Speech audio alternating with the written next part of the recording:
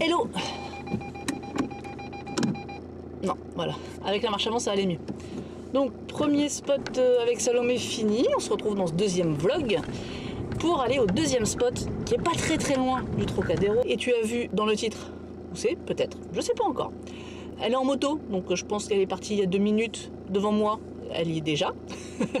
Bon, en voiture, ça va être un peu plus compliqué. Là, il y a une petite difficulté, je pense, dans ce deuxième spot, c'est qu'il va falloir, mince, que je trouve où me garer en fait. Autant là, c'était relativement simple, autant ce deuxième spot, petit spoiler, c'est sur un pont.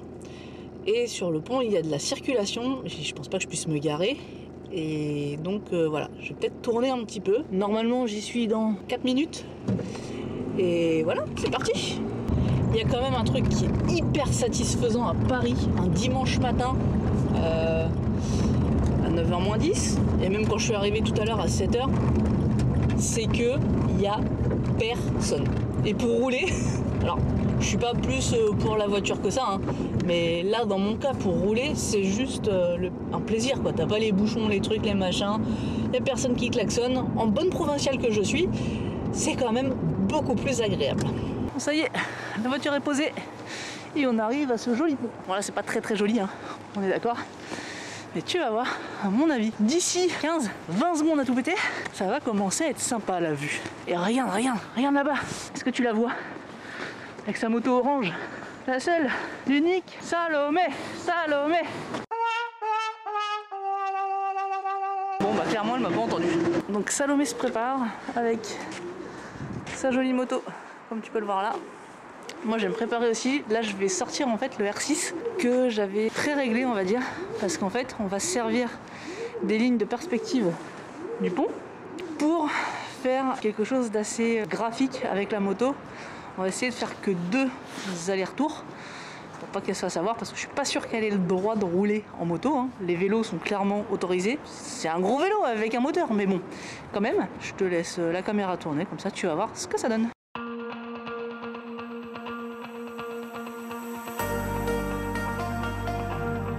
Tu peux rester entre les poteaux internes si tu peux.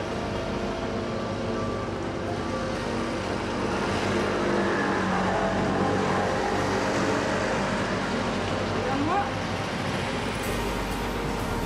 Essaye de me regarder.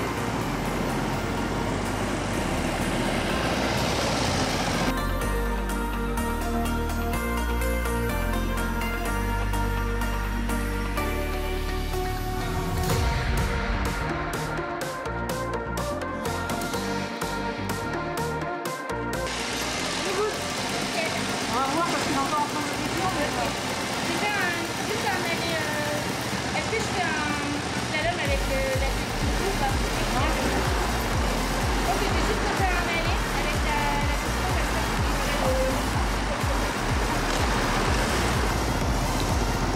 Clairement, quand t'es photographe et aussi assistant. Mais bon, ça fait partie du job.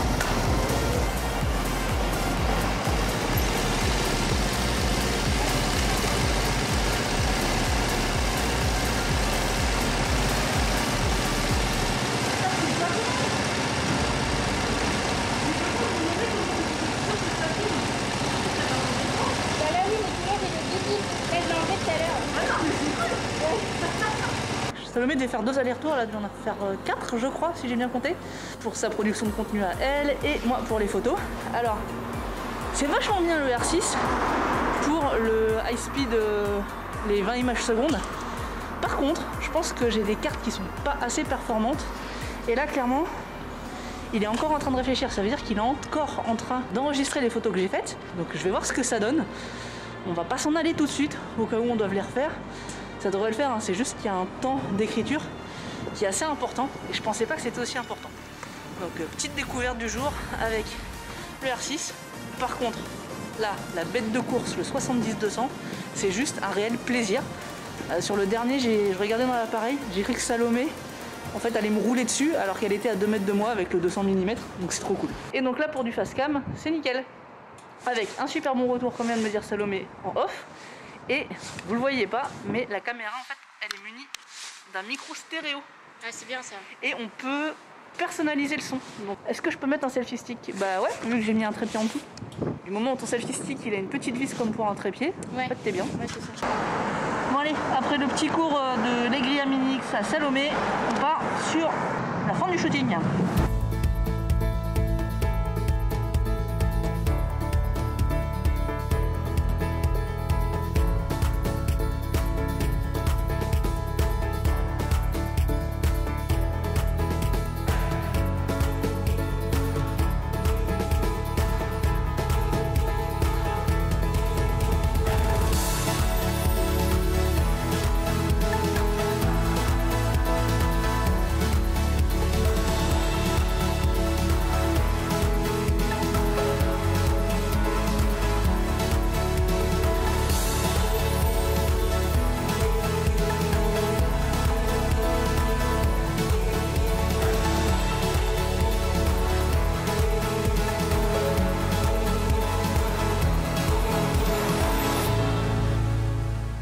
Sur ces belles images, on a fini le shooting avec Salomé, qui est déjà prête à m'abandonner lâchement. Salomé, un petit mot de la fin? Merci Stéphanie pour ces photos, bravo. Et j'ai hâte de voir les résultats. Ouais, moi aussi. Non, bon, va falloir faire du tri, du post-traitement et tout ce qui va avec, mais ça, ce sera d'autres histoires. Et puis, ben, moi, je continue parce que le vlog n'est pas fini. Bon, de retour, faut que j'arrête de dire bon. On recommence. De retour dans la voiture, après le shooting avec Salomé. Les lunettes de soleil vont être un petit peu indispensables pour conduire parce que là, il s'est bien levé le pépère et ça fait du bien. Et maintenant, je me dirige vers mon petit-déj. Bon, vu l'heure, c'est plus un brunch. Donc, je rejoins ma modèle préférée jusqu'à maintenant parce que c'était quasiment la seule. J'ai nommé Edmé, que tu as déjà vu dans des vlogs sur cette chaîne, que tu as déjà vu sur mon profil Insta. Enfin voilà. Je ne la présente plus, la fameuse, la célèbre, la belle Edmé. Et comme c'était mon anniversaire il y a 2 jours, elle m'a dit bah si t'es sur Paris, viens prendre un brunch. Un brunch, je dis pas non, on est d'accord. Et pour le brunch, on avait dit rendez-vous 10h30. J'ai 20 minutes de route et il est 10h26. Non, non, il est pas 10h26, il est 10h06. Ah ouais, il est 10h06, comme tu peux peut-être le voir, si cette montre veut bien. 10h07 maintenant. Et je dois être théoriquement à 10h30 chez Edmé. Mon GPS me dit 10h27. Donc on est bien. Je profite du trajet pour te faire un petit retour sur comment s'est passé le shooting. Moi j'ai beaucoup aimé. Alors déjà, on est à Paris, il n'y a personne. Un beau lever de soleil, un beau soleil. Franchement, il n'y a pas grand-chose à demander de plus pour être contente, on va dire. Et ensuite, j'ai adoré shooter Salomé parce que son projet, moi, il me parle beaucoup. Enfin, il me parle. C'est pas mon projet, mais c'est des belles valeurs en fait. Elle veut partir à Bali et organiser des voyages avec des sorties de zone de confort en faisant des sports extrêmes. Donc tu l'as vu, elle a une belle moto, mais pas que. Elle fait du saut en parachute. Là, elle me disait qu'elle avait fait un trek dans les fins fonds de la Chine et qu'elle s'était perdue. Mais bon, ça, je te laisserai voir sur sa chaîne à elle si elle en parle. Enfin voilà, c'est une aventurière, badass, voilà, tout ce que j'aime en fait chez les femmes, mon côté un peu féministe, indépendante, adore ça. Le contact est super bien passé. Au niveau du shooting, à la fin du shooting, elle m'a dit que je l'avais bien rassurée, qu'elle avait aimé comment j'avais guidé le photoshoot. Donc ça, je suis contente. Un petit peu, ouh, merci, mais voilà, je suis contente, ça rassure et ça fait du bien d'entendre ce genre de choses et de feedback. Même si moi, ça me met mal à l'aise, mais bon, ça c'est une autre histoire. J'ai beaucoup aimé en fait avoir sur un shoot photo plusieurs tenues, plusieurs spots, parce que bon, on est resté donc sur le Trocadéro et le parc qui est à côté, dont j'ai toujours pas le nom en tête là tout de suite, mais je te le mets et tu vas le voir. Et après le pont de Bir Hakeim, c'est un pont que la dernière fois que j'y suis allée, il était fermé, j'avais bien les boules, j'étais venue à Paris, je me suis dit, j'avais un peu traîné pour dire bon, je vais aller faire des photos du pont et tout, by night ça va être trop bien, puis t'arrives devant le truc, il est fermé, c'est un chouille frustrant. Et pour en revenir à Salomé, les photos de sa moto, sa moto avec le pont et ainsi de suite, j'ai juste trouvé ça, ça rend trop bien quoi. J'avais déjà vu d'autres photos comme tu l'as vu dans la préparation, j'avais regardé un peu ce qui se faisait, mais c'est quand même différent et je suis assez fière en fait que ce soit moi qui fasse ce type de photo pour quelqu'un. Donc voilà, ce petit retour de fin de shooting à chaud. On verra peut-être que d'ici quelques temps, je te ferai des retours de plusieurs shootings un peu plus à froid, posés face cam à la maison. Mais là, je voulais te faire ça avant de t'embarquer pour la suite et fin du vlog. Ça y est, je suis arrivée chez Edmé et elle paye le brunch. Mais moi, j'ai payé un petit truc bien sympa. Ce sont des cookies. Tadam!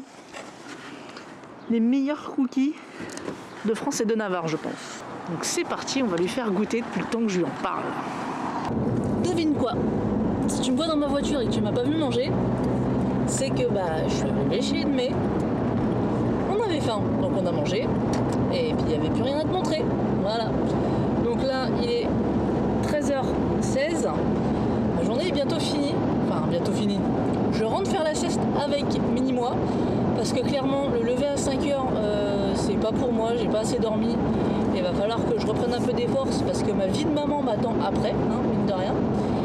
Donc voilà, j'espère que le fait de t'avoir emmené avec moi sur ce photoshoot en 2 étapes, ça t'a plu. En tout cas, moi, ça m'a bien éclaté de le faire. Je remercie encore Salomé de m'avoir fait confiance. C'était un plaisir de te rencontrer en vrai. D'ailleurs, si tu vois les photos après, internaute... Ah non, c'est pas moi qui dis internaute, normalement c'est Alex Viséo. Ça, je vais t'en reparler. Si tu vois les photos s'afficher après, c'est que Salomé m'aura donné l'autorisation de te les montrer. Parce que je ne peux pas te les montrer si elle ne me donne pas l'autorisation, ce qui est normal. Et justement, on va se retrouver pour la fin de la vidéo en parlant d'internautes, parce que je voudrais te parler de la formation Brandéo Impact, qui est en partie responsable du fait que je reprenne les vidéos. Si cette formation, si l'univers d'Alex Viséo te plaît, reste encore quelques instants, je vais te parler de tout ça et t'en parler un petit peu en détail, parce que je trouve que c'est important aussi de pouvoir remercier les gens qui nous aident. Et ça a été le cas d'Alex. Donc à tout de suite pour toi. Et puis dans quelques minutes ou quelques heures pour moi. On va voir. Là j'ai les lunettes de soleil qui font bien cache-misère, mais c'est un peu dur en dessous. Ça y est, je suis rentrée à la maison. J'ai fait une sieste avec ma fille. C'était tout pile l'heure, donc ça tombait bien. Et puis maintenant il est 22h. Et vu que j'ai fait la sieste, je suis pumped up, j'ai plus envie de dormir. Et je te tourne la fin de cette vidéo comme promis. Je vais te parler de la formation Brandéo Impact d'Alex Viséo. Si tu ne sais pas qui est Alex Viséo, tout simplement, je te laisse déjà aller te renseigner sur lui, mais c'est l'un des influenceurs voyage les plus connus en France. Il a créé son job de rêve il y a quelques années, il a vécu 10 ans de sa passion pour le voyage, et il y a à peu près 1 an et demi, il s'est reconverti pour devenir expert en personal branding. Aujourd'hui, je te parle de Brandéo Impact parce que les 2 vlogs que tu viens de voir, enfin les 3 en fait, le premier weekly vlog, celui de la semaine dernière et celui-ci, ont été en partie rendus possibles par Brandéo Impact. Bon, clairement, on a fait autre chose, mais Salomé et moi, nous sommes rencontrés dans la formation, on était camarades de promo. Cette formation a été vraiment un tournant pour moi et je pense pour beaucoup de copains fondateurs et fondatrices. Donc ça, c'est le nom de la première promo des entrepoteurs, les gens qui font partie de la formation Brandéo Impact, parce que cette formation, en fait, pour moi, elle a été une sorte de révélation, en fait. Pas une révélation au sens propre, mais elle était révélatrice de beaucoup de choses sur moi, chez moi. En gros, Alex Viséo, dans cette formation, t'apprend à développer ton personal branding pour te construire une e-réputation forte, donc ta réputation sur Internet. Elle s'articule de la façon suivante. Alors, tu as 5 modules. Je suis allée me rafraîchir la mémoire avec mon téléphone. Donc, la formation a 5 étapes. La première, c'est Freud, l'auto-analyse. Contrairement à ce que j'ai pu penser, et avec le recul, c'est normal de faire ça, mais j'ai commencé par me dire, bon, super, une formation sur le personal branding, on va apprendre comment se mettre en avant sur les réseaux sociaux. C'est assez simpliste et assez résumé, mais c'était à peu près ça dans ma tête. Et en fait, pas du tout. Cette première étape te permet d'apprendre à te connaître, vraiment de poser toutes les fondations des bases, parce que si tu ne te connais pas, tu ne sais pas comment parler de toi en fait, tout bêtement. Donc, tu vas faire un travail assez profond de qui tu es, ce que tu veux, apprendre à l'exprimer et pouvoir dérouler ton histoire personnelle. Là, on parle vraiment de personal, branding. On ne parle pas encore de branding, en fait, dans cette première étape. C'est vraiment, tu t'auto-analyses pour mettre à plat qui tu es et ce que tu veux.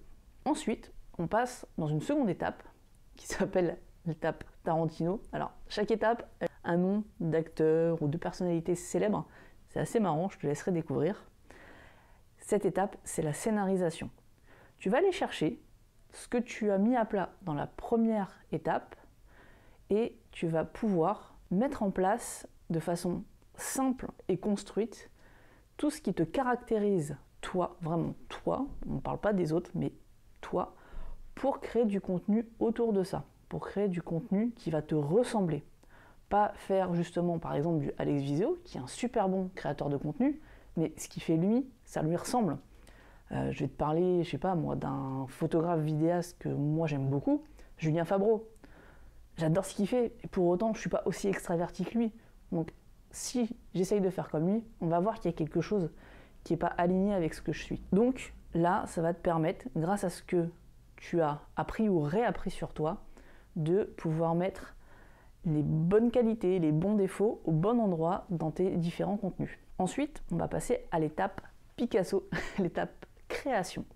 Là, dans la création, tu vas retrouver la méthode H8. Donc la méthode H8, tu peux la trouver gratuitement déjà si tu veux te voir un petit peu ce qu'il propose avant de te lancer dans la formation Rendez-vous Impact. La partie création, ça va être vraiment comment créer du contenu, du bon contenu, de façon efficace aussi, pour pas que le contenu soit au centre de ton business.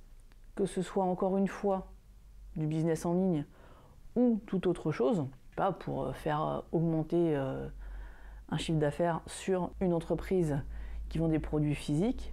Aujourd'hui, on est à une ère où tu as besoin de créer du contenu, mais ça va pas être vraiment le gros de ton travail.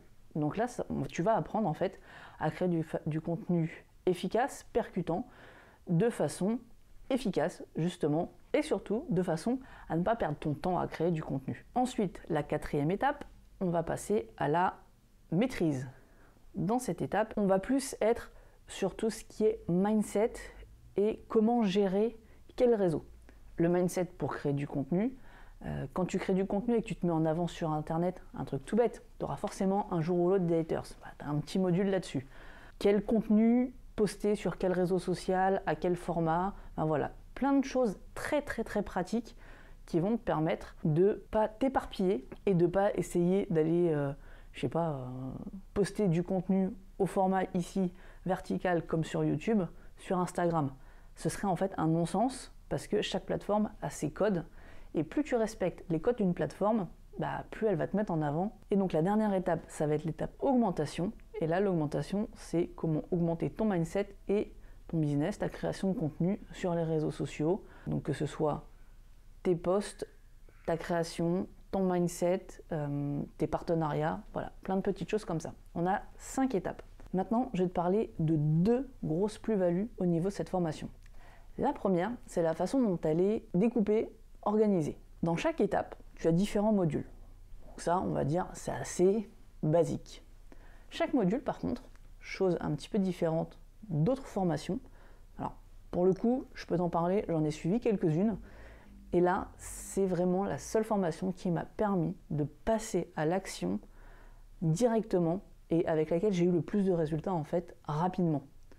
Je n'ai pas fini la formation. Honnêtement, je ne l'ai pas encore complètement finie parce qu'elle est assez dense, mais je vois des résultats assez incroyables sur mon mindset et dans tout ce qui m'entoure. Et rien que pour ça, même sans être finie, je trouve que elle valait le coup. Donc j'en viens à la composition et le déroulé de la formation. Chaque étape a différents modules et chaque module est divisé en 3. La première partie du module, c'est à savoir. En gros, c'est la théorie du principe qui va être enseigné. Une vidéo d'Alex qui t'explique le pourquoi, du comment, et voilà, quelque chose d'assez théorique. Mais la théorie, c'est comme partout, on en a besoin. Ensuite, le gros plus de cette formation, c'est la partie passage à l'action. Dans chaque module, tu as un passage à l'action. Donc tu viens de faire le à savoir, c'est sympa, tu te dis ouais je vais faire ça, mais non. Là, Alex se filme avec son écran, tu as un PDF, et il te dit voilà, je t'ai préparé ça, donc sur le PDF, pose-toi telle question, fais telle action, mets en place telle chose. C'est vraiment, limite, il est à côté de toi, il te prend par la main, et c'est parti. Et ça, pour moi qui suis une grande procrastinatrice, qui suis restée très scolaire dans tout ce que je fais, et ben ça a été un gros plus. Parce que t'es pas perdu, t'es pas salut, pour le personal branding, il faut apprendre à te connaître, faut créer du contenu, et puis il faut que le contenu que tu crées, il soit en accord avec tes valeurs, et puis ciao. Non, tu apprends à te connaître, voilà comment tu vas faire. Et après le passage à l'action, tu as une troisième et dernière partie qui s'appelle mon exemple. Il ne fait pas que te donner la théorie et te montrer comment faire, il mouille le maillot. Et pour certaines choses, notamment la première étape, mon exemple, faut quand même se lancer pour le montrer. Et donc voilà, en fait, il met tout à plat sur, lui est connu aussi pour son personal branding, et il n'est pas là à dire, tiens, je sais ça, fais comme ça. Non, c'est, je sais ça, on fait comme ça pour le mettre en place, et regarde comment moi je l'ai mis en place et les résultats que j'ai vis-à-vis de ces stratégies. Donc, vraiment, la composition de la formation, elle est super pour avancer pas à pas et simplement. Alors, je viens bien de dire simplement et non pas facilement. Ce n'est pas une formation qui est compliquée en elle-même, mais pour autant, elle n'est pas facile. Parce que tu vas aller chercher des choses en toi qui vont piquer. Il va falloir travailler. Comme toute formation, et ça paraît logique, mais je préfère te le dire, je suis la première sur certaines formations à ne pas l'avoir fait, ça demande du travail, de l'investissement personnel, mais si tu payes une formation, c'est aussi que tu es prêt ou prête à t'investir dedans.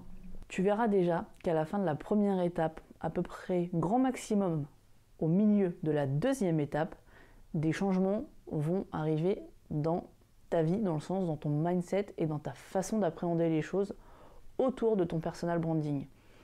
Tu comprendras que le personal branding, c'est pas juste poster de belles photos, de belles vidéos sur les réseaux sociaux, faire des stories. Non, c'est aller puiser en toi les bons et les mauvais côtés de ta personnalité. Et voilà, le principe, c'est j'ai des défauts, j'ai des qualités, je sais les mettre en avant, et pour autant, les gens, ils vont me suivre, ils vont pas arrêter de me suivre parce que je suis bordélique. Clairement, tu es en train de regarder cette vidéo, tu le savais pas forcément avant. Si tu veux, je te mets une photo juste là de mon setup actuel, là, quand je suis en train de tourner cette vidéo. Il y en a certains, ils vont s'arracher les cheveux. Puis il y en a d'autres, ils vont se dire « Ah ouais, moi aussi c'est comme ça quand je tourne une vidéo, que je fais des photos. » En fait, les gens vont se retrouver dans ce que tu fais, ils vont s'identifier à toi, et pour la suite, ils se souviendront de toi grâce à ça. Contrairement à celui qui n'aura pas forcément montré ce qu'il était en train de faire, ou surtout, qui sera maniaque et se dira « Ah ouais, lui, c'est tout clean, ça sert à rien. Elle, c'est plus sympa, c'est un peu plus vivant, ça me ressemble plus. » Autre gros point fort de la formation, ce sont les live coaching. En tout début de formation, Alex nous a demandé quand est-ce qu'on souhaitait faire cette heure de live coaching, en faisant une sorte de petit sondage sur le groupe Facebook. Nous, on a choisi le mardi soir. Le principe de ce live coaching, c'est pendant une première demi-heure, on pose les questions qu'on veut à Alex, les uns après les autres. Si on a des questions, bien sûr, c'est pas obligé d'en avoir.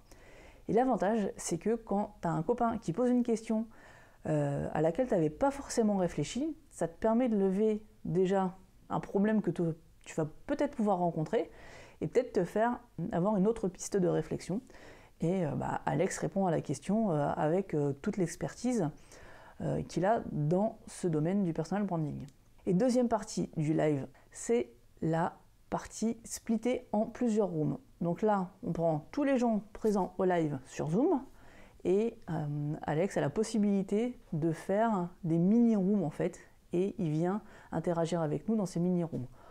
En moyenne, on est entre 5 et 6, et ces mini-rooms se font sur le sujet en fait de l'avancement de la formation. Par exemple, la première semaine, c'est clairement, on parle de la première étape.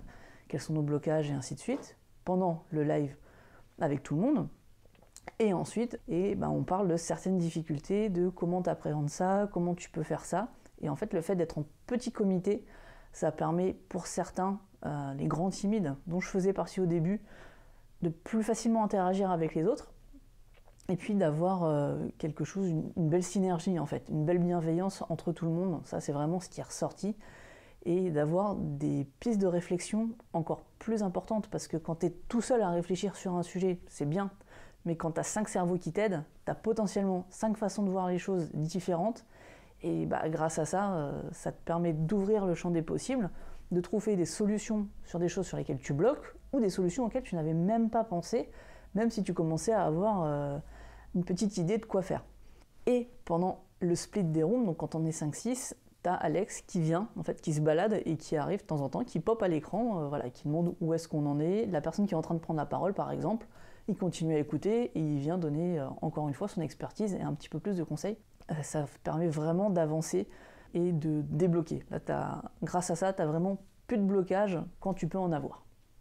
Je te parle aujourd'hui de Brandéo Impact aussi, parce qu'Alex ouvre enfin les portes de la promo numéro 2. Les portes de cette deuxième promo vont être ouvertes du 11 au 18 mai. Pendant une semaine, tu vas pouvoir t'inscrire à n'importe quel moment. Contrairement à notre première promo des fondateurs et des fondatrices, alors pourquoi les fondateurs et les fondatrices, petit aparté?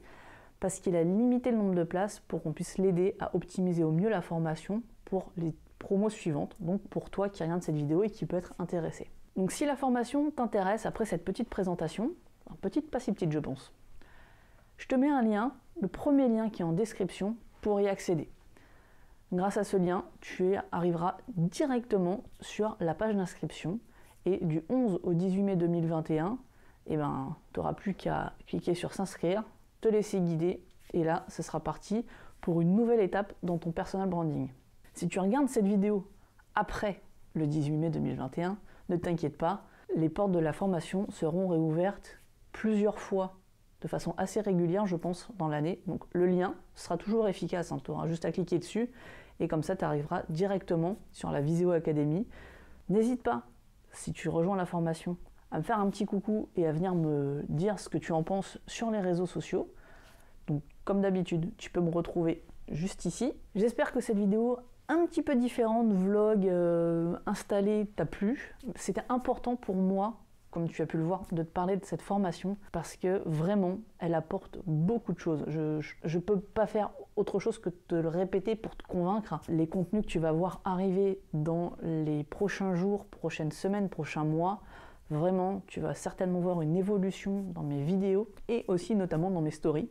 Donc rejoins-moi sur Instagram, je te le mets comme d'habitude juste ici et tu as un lien en description. Parce que c'est super important, ça te fait comprendre beaucoup de choses sur toi-même et sur ta création de contenu. Donc c'était important pour moi de te présenter cette formation et quand il y a quelque chose dans laquelle je crois, j'en parle. D'où cette vidéo un petit peu différente de d'habitude. Vlog, assise, dis-moi ce que tu en penses dans les commentaires. Si tu as des questions sur la formation, surtout n'hésite pas. J'interagis plus facilement sur Instagram encore une fois et j'y partage un peu plus de contenu que sur YouTube avec ma vidéo hebdomadaire. Donc viens, on est bien là-bas. Et je te dis à très vite pour une prochaine vidéo. Ciao!